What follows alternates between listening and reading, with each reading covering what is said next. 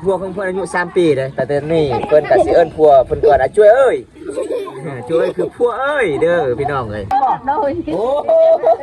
ขอขับใจละลายเด้อละลายจะได้บุญกุศลลายตานีตาหนาหาเงินเต็มกระเป๋าหาข้าวเต็มกระถาไปตลอดปลอดภัย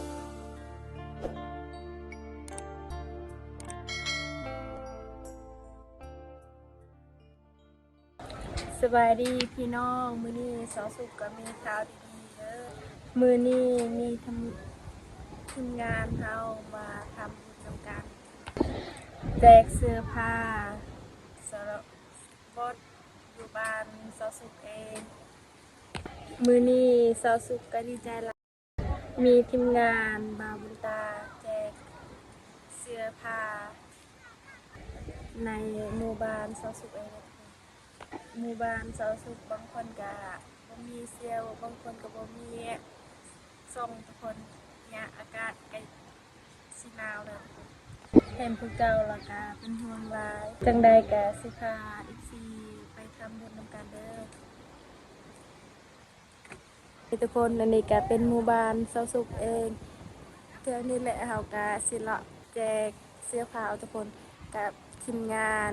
บาวบุญตาคือเก่าทุกคนทีมงานเอามาแล้วเด้อสบายดีบาวบุญตาสบายดี FC สสุขมื้อนี้บางตาก็มีข่าวดีๆมีผู้ใหญ่ใจดีจากเมืองน้องเฮาบ้านน้องเวไลอ้ายใหญ่เพิ่นอาจารย์โซเวียตเพิ่นตัด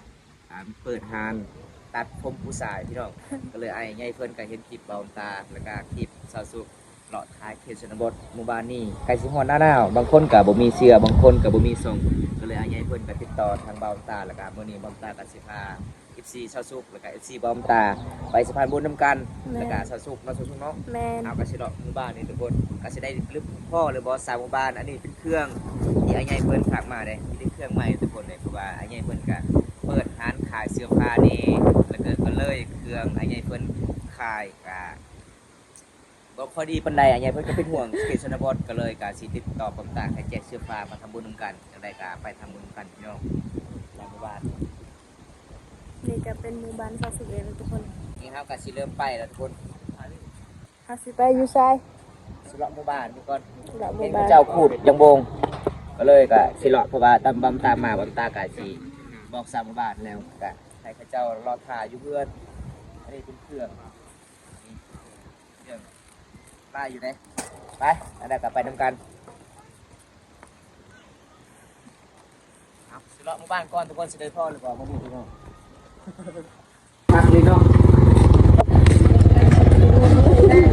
โอ้บันชวนไปเท่ามาคัดเข้าเสมอจ้ะเนาะโอ้คักลายสวัสดีทุกคนเบิ่งนี่ทุกคนเลยแม่เท่าเสมอไม่เท่านี่รองเท้าเนาะใส่เนาะโอ้บ่มีเงินบ่มีเงินซื้อบ่มีเงินโอ้อันนี้ไอ้บ้องเจ้าเองไม่เท่านี่โดยลูกเจ้าปะยิ่งโดยเจ้าซื้อโลนึงเท่าไหร่ไม่เท่าโล7,000โล7,000กีบโอ้แสดงว่า700บ่โอ้ยพี่น้องเอ้ย700คือว่า7,000อยู่ไส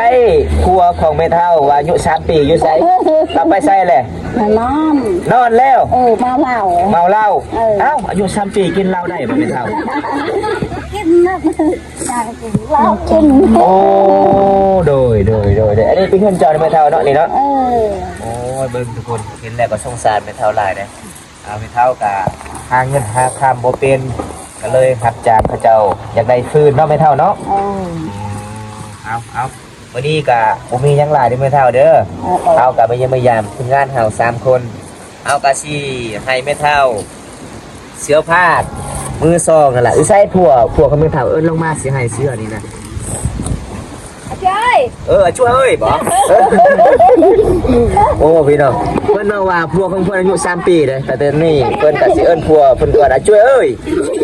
ช่วยคือผัวเอ้ยเด้อพี่น้องเอ้ยเอ้าลงเลยบ่ลงผัวของเจ้า3 ปีนี่บ่แม่เฒ่าโอ้เบิ่งปีแล้วบ่อายุสบายดีเด้อพ่อเฒ่า อ๋อเป็นยังไงบ่สบายบ่อันนี้คือพวกเพิ่นแม่เพิ่นบอกว่าพวกของข่อย3 ปีเด้อลูก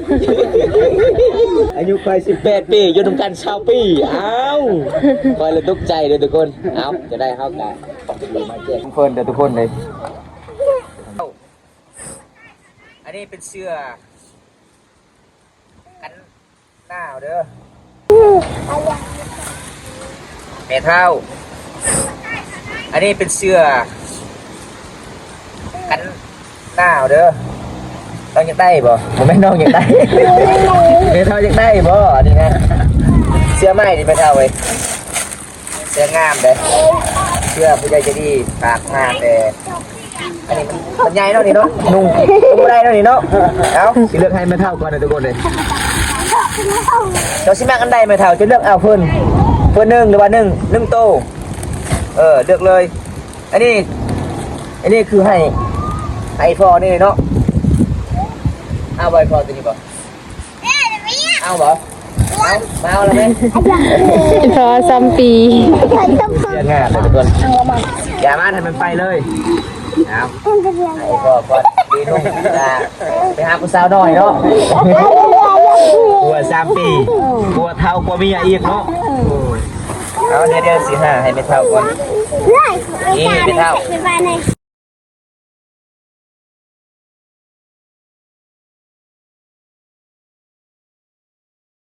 อันนั้นซองอันนั้นนะซองเวลาไปซ่อนกุ้งแล้ว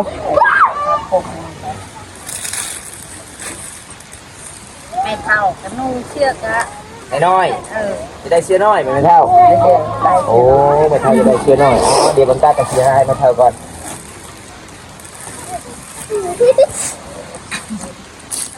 อันนี้เป็นเสื้อผู้ใหญ่จะดีทุกคนจะดีจาก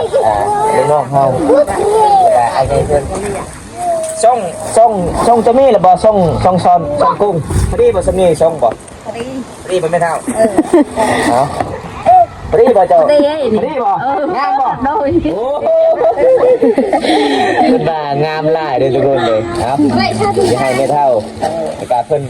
นมักเสื้อตัวนี้มันไม่เท่าจะมักบ่โอ้ยังคือติดจมูกมันเลย แต่จะบอกเลยเลย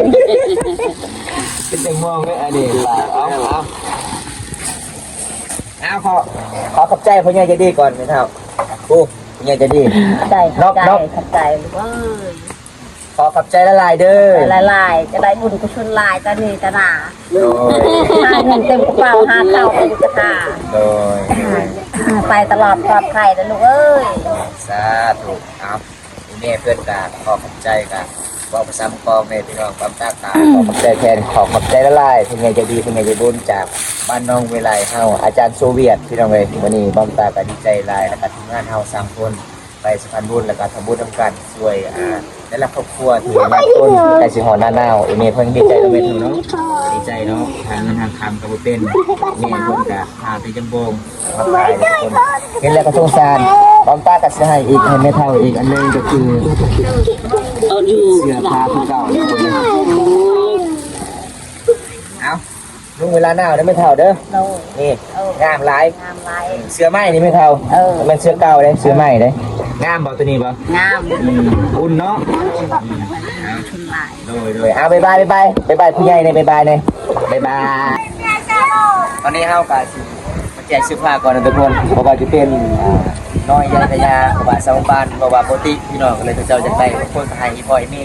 คือน้องๆบางคนก็นุ่งบ่ได้ก็ให้อ้ายให้เอื้อยให้พ่อพี่น้องเลยเฮาก็สิมาแจกแต่ละเพื่อนนะทุกคนเอานกว่าแม่นเป็นบ่ใจเป็นบ่ครับเจ้าครับ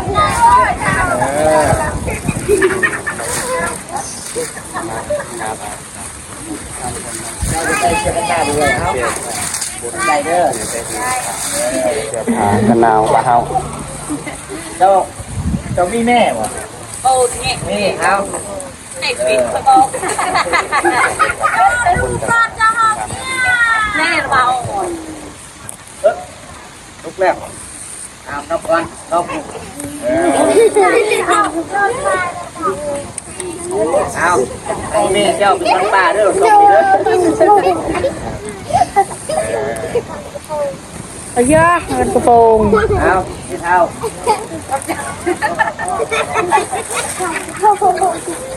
นี่มันไม่จับเจ้าบ่เอาบ่ดีดีโอ้เขาก็ปลุกน้ำก้อนเด้อไปตามกูไปเด้อขอขอบใจละลายเด้อผู้ใหญ่ใจดีจากบ้านน้องวิไล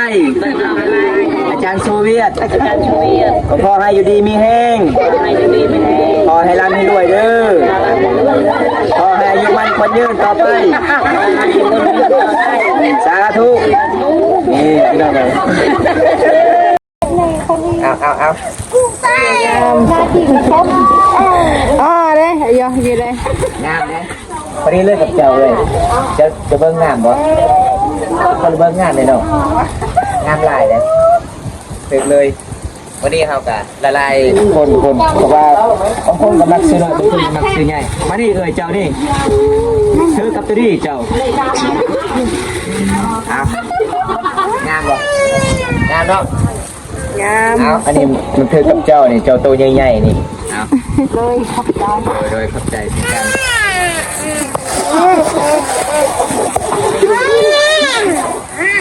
เจ้ามีแม่เท่า บ่มี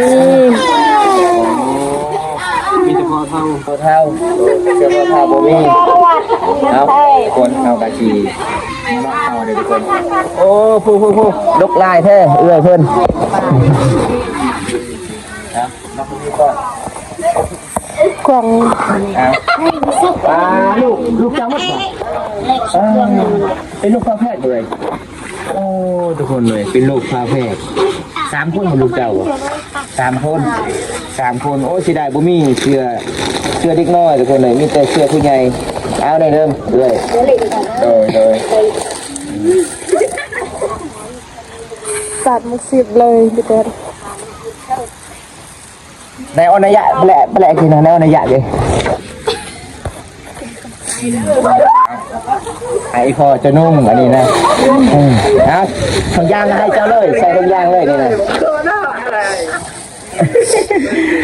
พี่น้องเลยตัววายสาวบ้านกาเจ้ามา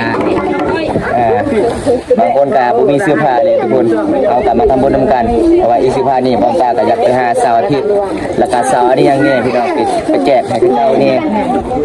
หน้าบ่เจ้าอ๋อนุ่งเลยเนาะเจ้าเนาะได้นุ่งเด็กน้อยเลยใช่บ่สาวบ๊ายบายไปกันเด้อบ๊ายบายเด้อบ๊ายบายเลย หลังจากเฮาแจกหมู่บ้านเสาสุกแล้วตอนนี้แกสิไปหาเฮือนอย่างเลยทุกคน น้องชายจะบ่มีส่งบ่มีบ่น้องจะบ่มีส่งบ่น้องบ่มีบ่บ่มีให้น้องชายเพิ่นก่อนทุกคนส่งนี่เลยบ่ตอนนี้เขาพากับแจกคนใส่อันนี้นี่ใส่นี่ดีเนาะดีไปเป็นเพื่อนเจ้าเอาได้เป็นเพื่อนสาวจะเป็นทุกคนเลยเพราะว่าเขาก็จัดให้ตามห้องออกผู้ใหญ่ใจดีทุกคนว่าเป็นห้องสาวยังไงเขาก็เลยพาสาวเนี่ยคือ อันนี้ก็เป็นเฮือนสาวเนี่ยเรา เพื่อนสาวเนี่ยคนนี้เนาะ แมน โอ้ก่อนเดี๋ยวนี้เพื่อนน้องก่อนเลยทุกคน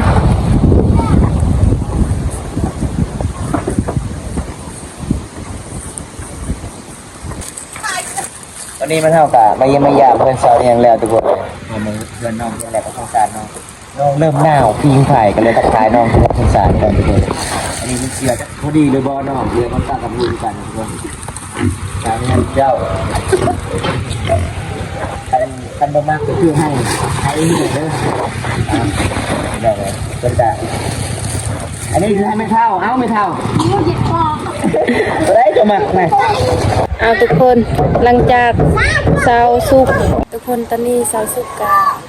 สิปิดคลิปก่อนนะทุกคนหลังจากเฮามาทำบุญกับทีมงานเฮา3 คนบาวบนตาบาวเพชรทุกคนตอนนี้เสาสุกก็สิปิดคลิปก่อนเลย คลิปหน้าพอกันไหมใครรับชมคลิปนี้แล้วก็ฝากกดไลค์กดแชร์ไปติดตามสุดเด้อขอบใจบ๊ายบาย